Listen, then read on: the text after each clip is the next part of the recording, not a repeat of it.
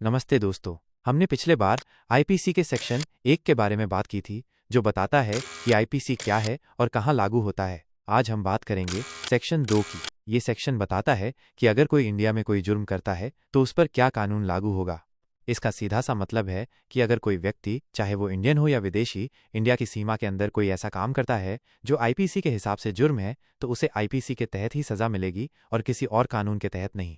थोड़ा और गहराई में अब इसे थोड़ा और समझते हैं।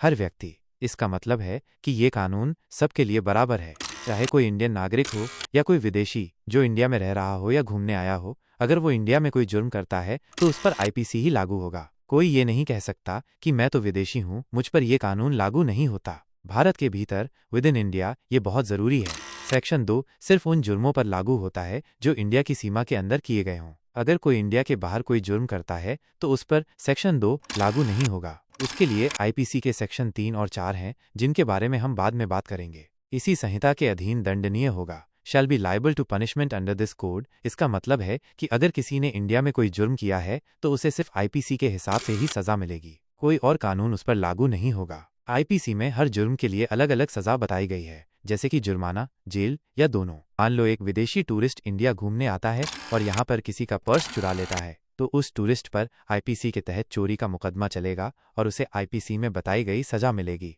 ये नहीं होगा कि उस पे उसके देश का कानून लागू हो। एक और उदाहरण, मान लो दो इंडियन नागरिक आपस में लड़ाई करते हैं और एक दूसरे को चोट पहुंचाते हैं, तो उन पर भी आईपीसी के तहत ही मुकदमा चलेगा और उन्हें आईपीसी में बताई गई सजा मिलेगी। सेक्शन 2 का महत्व। सेक्शन 2 ये सुनिश्चित करता है कि इंडिया में कानून का राज हो। ये बताता है कि अगर कोई इंडिया में जुर्म करता है तो उसे कानून से कोई नहीं बचा सकता, चाहे वो कोई भी हो। ये कानून सबके लिए बराबर है।